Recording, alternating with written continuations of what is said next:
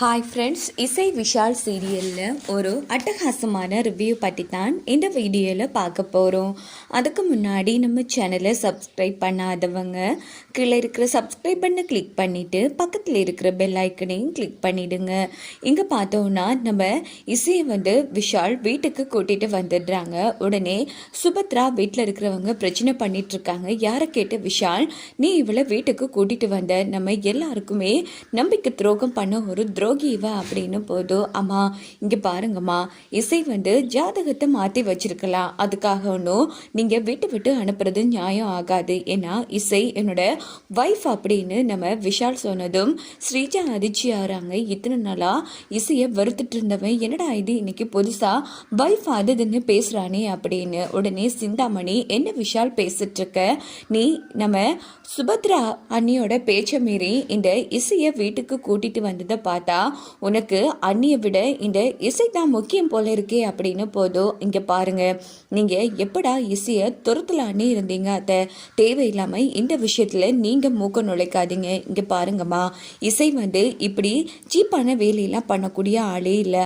அது உங்களுக்கு நல்லாவே தெரியும். யார் என்ன சொன்னாலும் உங்களால எப்படிமா நம்ப முடிஞ்சுது அப்படின்னு போதும். இங்க பாரு, அந்த தப்பை தான் செஞ்சுன்னு அவளே ஒத்துக்கிட்டா. அப்படி இருக்கும்போது எப்படி விஷாலினால அவளை நம்பாம இருக்க முடியும் அப்படின்னு நம்ம சுபத்ரா கேட்டதும், இங்க பாருங்கம்மா, இந்த விஷயத்துல இசை மேல எந்த தப்பு இல்லைன்னு எனக்கு தோணுது. கண்டிப்பா வேற யாரையோ காப்பாற்றுறதுக்காகத்தான் இசை இப்படி பண்ணிருக்கா.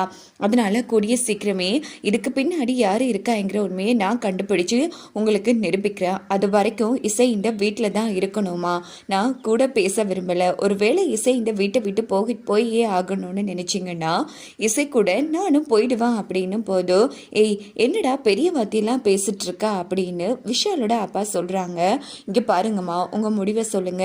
நான் இந்த வீட்டை விட்டு போகணுமா இல்ல இசையும் இந்த வீட்டுல இருக்கணுமா சொல்லுங்க அப்படின்னு போதும். சரி விஷால், நீயும் பொண்டாட்டிய இந்த அளவுக்கு நம்புறது எனக்கு சந்தோஷமா இருக்கு. ஒருவேளை உன் பொண்டாட்டி இந்த தப்பு பண்ணலை, வேற யாரையோ காப்பாற்றுறதுக்காகத்தான் அவள் இப்படி நாடகம் போடுறான்னா முதல்ல அதை நிரூபித்து காட்டு.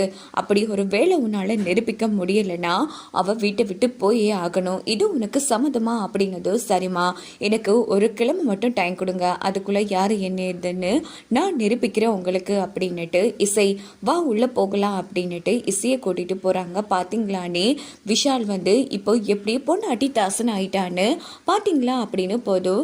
உடனே நம்ம விஷாலோட அப்பா சிந்தாமணி, போதும் நிறுத்துறியா, இங்கே பாரு, அவ பொண்டாட்டி மேலே அவ்வளோ பாசம் வச்சிருக்கான்னு நினைக்கும் போது எனக்கு ரொம்ப பெருமையாக இருக்குது. இங்கே பாருமா சுபத்ரா, இந்த காலத்துலேயும் போய் ஜாதகம் அதுன்னு நம்பிட்டு இருக்க.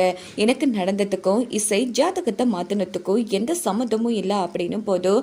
நீங்கள் தான் இதெல்லாம் நம்புவீங்க, ஆனால் நான் இதெல்லாம் 100% நம்புகிறேங்க. ஏன்னா நம்ம வீட்டில் இருக்கிற ஒரு உயிர் போயிருக்கு, தேவையில்லாமல் இதெல்லாம் நீங்கள் என்கிட்ட பேசாதீங்க அப்படின்னுட்டு சுபத்ரா அங்கிருந்து போயிடுறாங்க. ஸ்ரீஜா ரூம்ல செம்ம கடுப்புல இருந்துட்டு இருக்காங்க. எனக்கு ஆயிடு இப்படி ஆயிடுச்சு, விஷால் இப்போ இந்த இசையை பொண்டாட்டியா ஏத்துக்கிட்டான், அதான் ஸ்ரீஜா எனக்கு ஒன்றும் புரியல.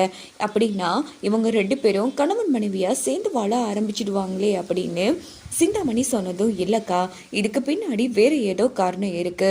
விஷால் அந்த சாமியார் வாராருன்னு தெரிஞ்சும் அவசரமா வீட்டை விட்டு கிளம்பும் போதே நான் உஷாராயிருக்கணும். கண்டிப்பா ஏதோ ஒன்று நடந்திருக்கு. அவன் வீட்டை விட்டு போய் இங்கே வரும்போது வேற ஒரு மாற்றத்தை நான் அவன்கிட்ட பார்த்தேங்கிற மாதிரி ஸ்ரீஜா சிந்தாமணி கிட்ட புலம்பிட்டு இருக்காங்க.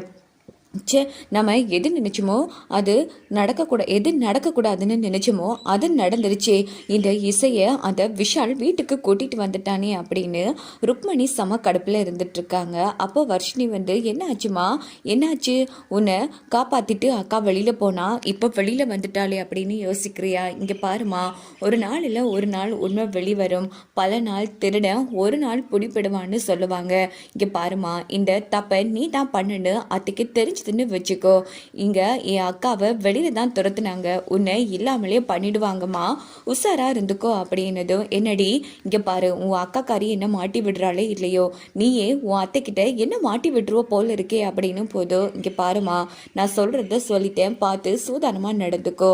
அக்காவுக்கு பெரிய மனசுமா, அதான் தன்னை வீட்டை விட்டு துரத்துறாங்கன்னு தெரிஞ்சும் அப்போ கூட உண்மையை போட்டு உடைக்கல.